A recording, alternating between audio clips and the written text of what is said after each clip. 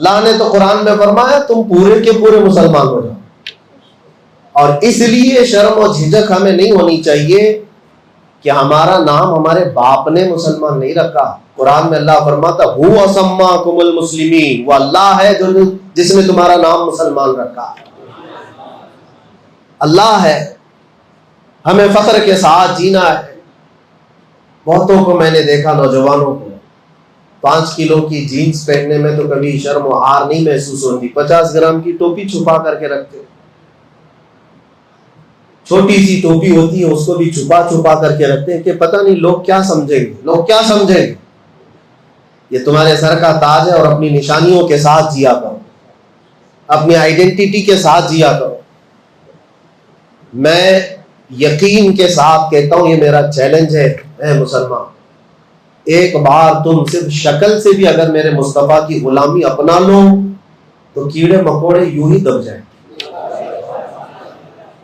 کوئی کسی کے اوقات نہیں، کیونکہ اللہ نے تمہاری ہیبت رکھی ہے، تمہارے اندر اللہ نے رعب رکھا، ایمانی رعب ہے۔ اللہ کے نبی صلی اللہ تعالیٰ علیہ وسلم ارشاد فرماتے ہیں رب تعالیٰ نے مجھے ایسا رعب عطا کیا ہے کہ 500 میل دور بھی میرا دشمن ہو تو اس کے دل میں اللہ میرا خوف ڈالتا ہے۔ اور یہ خاصہ رسول پاک صلی اللہ علیہ وسلم کا حضور کے صدقے میں ان کی امت کو بھی ملا ہے، ان کی امت کو بھی ملا ہے۔ اور ہم دیکھتے ہیں کبھی کبھار ہم کو احساس ہوتا ہے کہ فلاں کیا کر لیں گے، ان کے پاس اتنی طاقت، ان کے پاس اتنی طاقت، لیکن ہم کو خود نہیں پتا ہوتا ہے ہمارے پاس کیا طاقت ہے۔ ہمارے پاس ایمانی طاقت ہے، عشق رسول کی طاقت ہے، اس میں شرم و جھجک اور حیا کی ضرورت نہیں، علل اعلان فخر کے ساتھ رہنے کی ضرورت ہے۔ میرے عزیزوں، مجھے ایک بات یاد آتی ہے، حالانکہ لباس ہوتا ہے، میں سادہ لباس بھی پہنتا ہوں جب کوئی پہچانتا بھی نہیں، ہم سادے لباس میں بھی رہتے ہیں، لیکن جس وقت مجھے گجرات کے رشتہ داروں نے بہت بھیڑ بھاڑ میں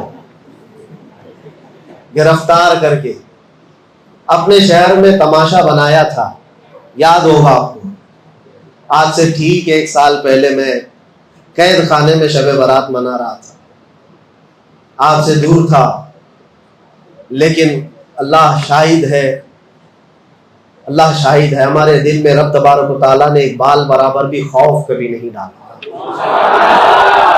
میں ایک بات بتا رہا ہوں، وہ اتفاق تھا کہ میں جس حالت میں گھر پہ بیٹھا ہوا تھا اسی حالت میں نکل کر کے گیا، جبہ بھی تھا اور امامہ بھی تھا، کسی جلسے سے واپس آیا ہوا تھا، اسی حالت میں گئے، اور اسی حالت میں انہوں نے 3 دن تک کپڑے بھی نہیں بدلوائے۔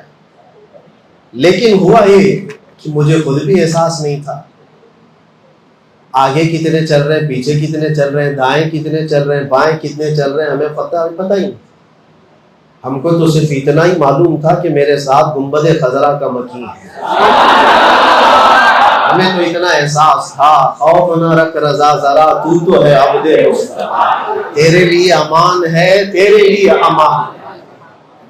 1-2 پیشی کے بعد جانا آنا ہوا تو کچھ ہمارے رشتہ داروں نے کان میں آ کر کے ہم سے کہا، وہ ہمارے رشتہ دار کان میں آ کر کے کہا مفتی صاحب اس کورٹ میں بھی آپ گئے، اس کورٹ میں بھی گئے، اب تھوڑا سا ہمارے اوپر بڑے مسئلے آ رہے ہیں، آپ اپنی یہ پگڑی اتار دو، اپنا یہ صافہ اتار دو اور سادے لباس میں ہم ہمارے ساتھ چلیں۔ میں نے کہا سارا مسئلہ تو اسی پگڑی کا ہے، یہ اتر جائے تو پھر کیا مسئلہ ہے؟ اسی سنت مصطفیٰ کے تحفظ اور بقا کے لیے تو ہم لڑتے رہتے ہیں، وہ ناموس مصطفیٰ کا ایک حصہ ہے، رسول پاک کے اخلاق، رسول پاک کی سنتیں، یہ ناموس مصطفیٰ کا حصہ ہے، ہم اس کو بچاتے رہیں گے۔ ہم نے کہا یہ ہم سے نہیں ہوگا، 2 صورت ہو سکتی ہے، ظلم کرنے پر اگر آپ آ جائیں تو پورے کپڑے بھی اتار سکتے ہو، آپ چاہے تو وہ کر سکتے، یا اگر آپ ریکویسٹ کر رہے ہیں تو پھر ٹھیک ہے، ہم عدالت میں اس چیز کو پوچھ لیں گے جج صاحب سے کہ کیا یہ پہننا یہاں پر جرم ہے؟ اگر وہ کہہ دیتے ہیں تو ہم اتار دیں۔ انہوں نے کہا نہیں نہیں، پوچھنے کی ضرورت نہیں، جیسا ہے ویسی پہنے۔ میرا لباس ہے، میں یہ مثال صرف اس لیے دے رہا ہوں میرے عزیزوں کہ ہمیں اپنی آئیڈینٹی اور ہمیں اپنی شناخت چھپانے کی ضرورت کیا ہے؟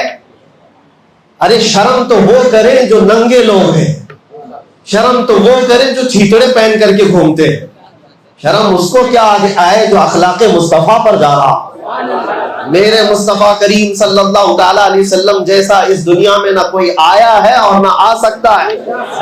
اللہ کے نبی نے فرمایا بُعِثْتُ لِأُتَمِّمَ مَكَارِمَ الْأَخْلَاقِ، میں تو اس لیے دنیا میں بھیجا گیا ہوں کہ تمہیں دنیا میں سب سے اعلیٰ اخلاق پر لے کر آؤں۔ اللہ کے نبی آئے کس لیے تھے؟ دنیا کو سب سے اعلیٰ اخلاق دینے کے لیے آئے۔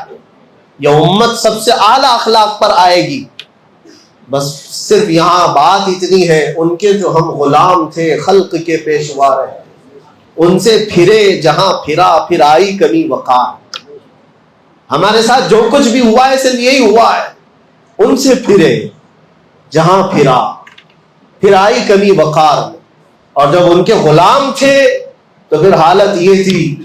ایک صحابی رسول حضرت سفینہ رضی اللہ تعالیٰ فرماتے ہیں میں جنگل میں راستہ بھٹک گیا تھا، مدینے کے رہنے والے تھے، راستہ تلاش کرتے کرتے تھک گیا، اچانک مجھے شیر کے دہاڑنے کی آواز آئی۔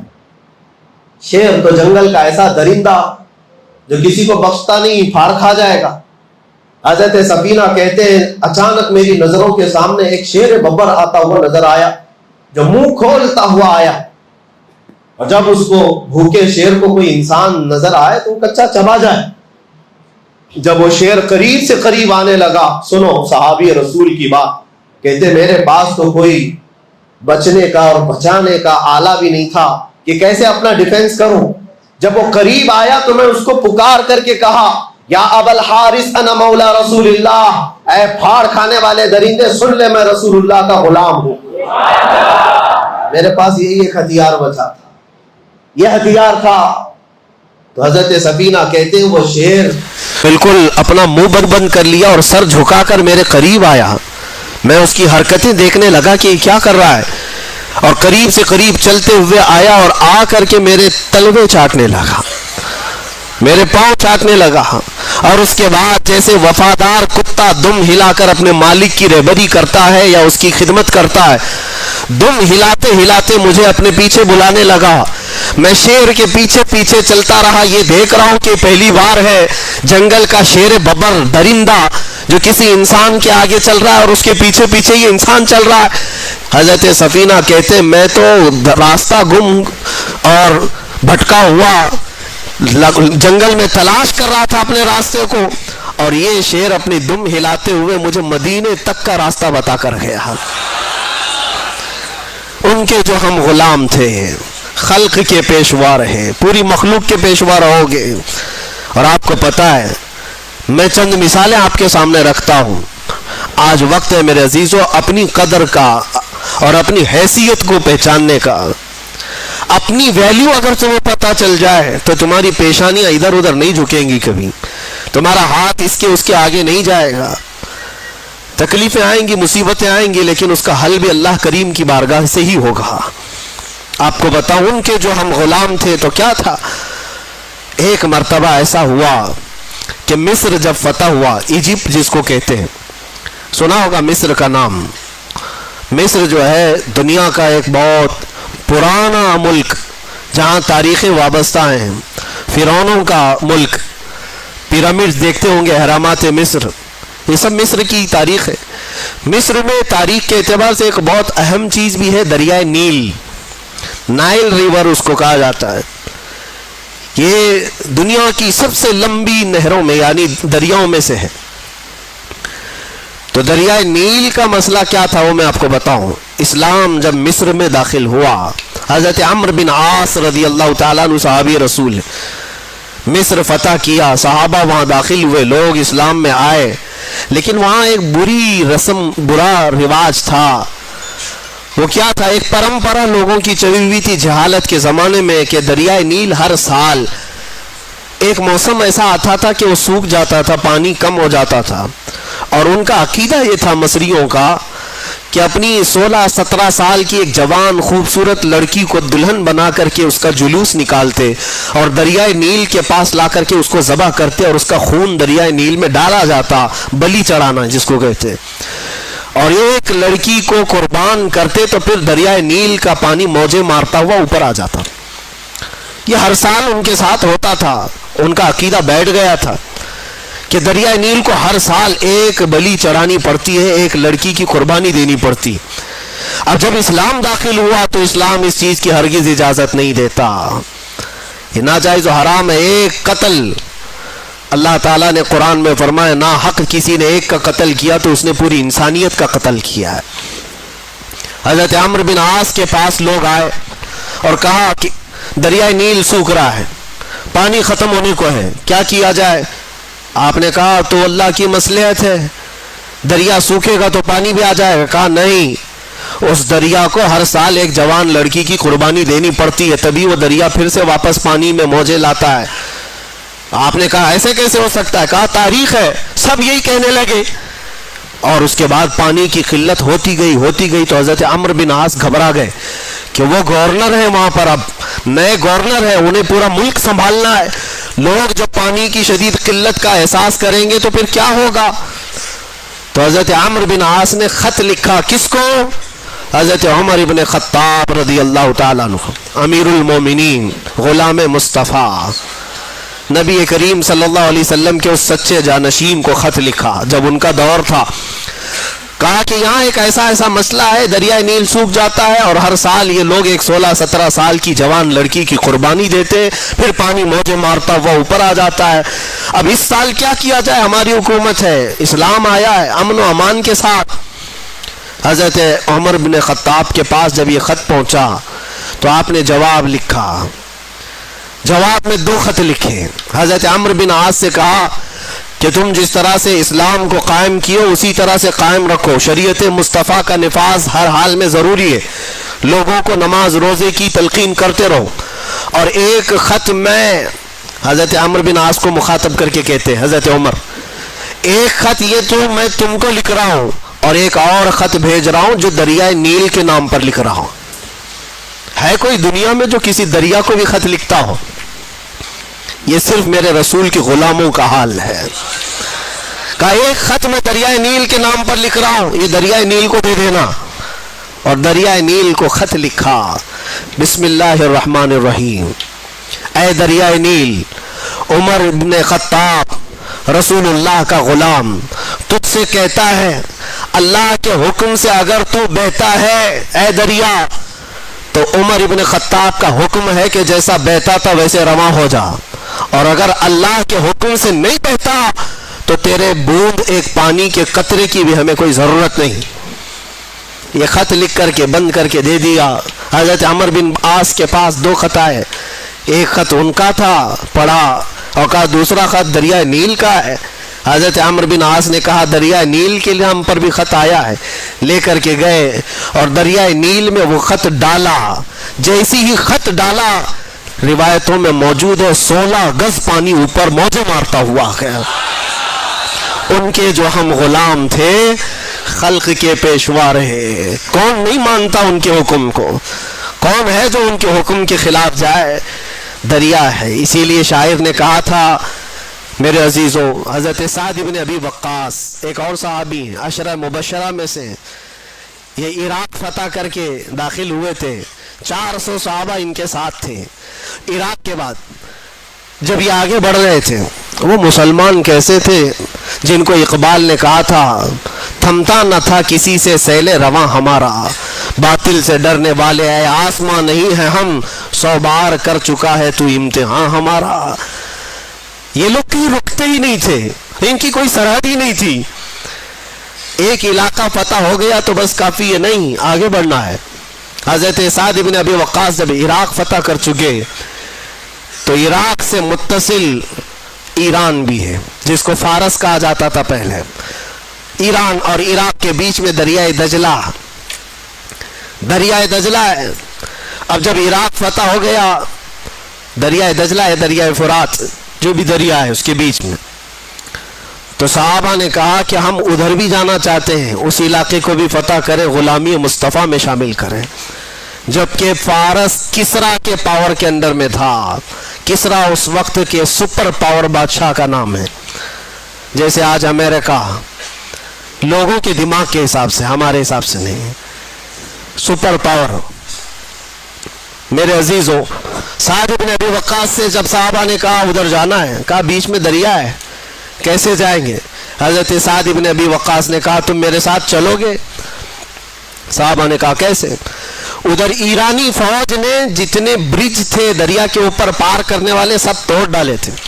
جو لکڑیوں کے تھے وہ جلا ڈالے تھے, سب ختم کر ڈالے تھے, کیونکہ انہیں ڈر تھا یہ محمد عربی کے غلام ہیں, رکتے کہیں نہیں ہیں, یا اگر ادھر سے ادھر کراس کر کے آ گئے تو ہماری بھی خیر نہیں. سب توڑ ڈالے. اس کے بعد وہ ایرانی فوج کی تاریخ بھی موجود ہے تاریخ طبری میں. وہ لوگ دیکھتے رہے تماشا کہ یہ 400 لوگ کیا کر پائیں گے دریائے بیچ میں. حضرت سعد بن ابی وقاص نے اپنے صحابہ سے کہا چلو. سب نے پوچھا نہیں کیسے جانا ہے. اپنے قائد, اپنے جو لیڈر تھے حضرت سعد بن ابی وقاص سپہ سالار, ان کے پیچھے چل پڑے. پھر کسی نے پوچھا کس راستے سے جا رہے؟ سعد بن ابی وقاص نے کہا دریا سے جائیں گے. اور کیسے جائیں گے؟ گھوڑوں پر بیٹھے ہوئے ہیں, دریا سے جانے کی بات کرتے ہیں. کیا تمہارا گھوڑا اتنی چھلانگ لگائے گا کہ اس دریا کو کراس کر جائے گا؟ سعد بن ابی وقاص نے کہا کوئی چھلانگ لگانے والا گھوڑا نہیں, چل کر کے ہی جائے گا. یہ تاریخ میں پہلی بار ہو رہا ہے. سعد بن ابی وقاص نے کہا میرے پیچھے چلو.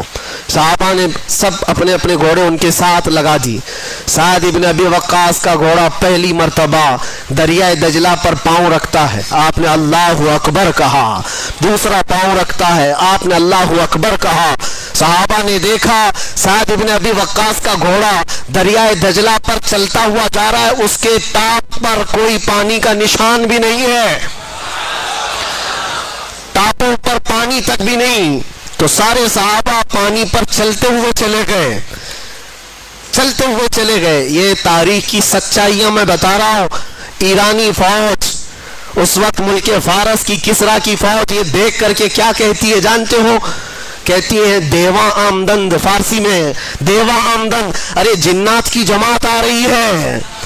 ایسا لگتا ہے جنات کی جماعت آ رہی ہے پانی پر چلتے ہوئے. میرے عزیزو تمہیں بھی دکھانا ہے جنات کی جماعت ہوتی کیسی ہے.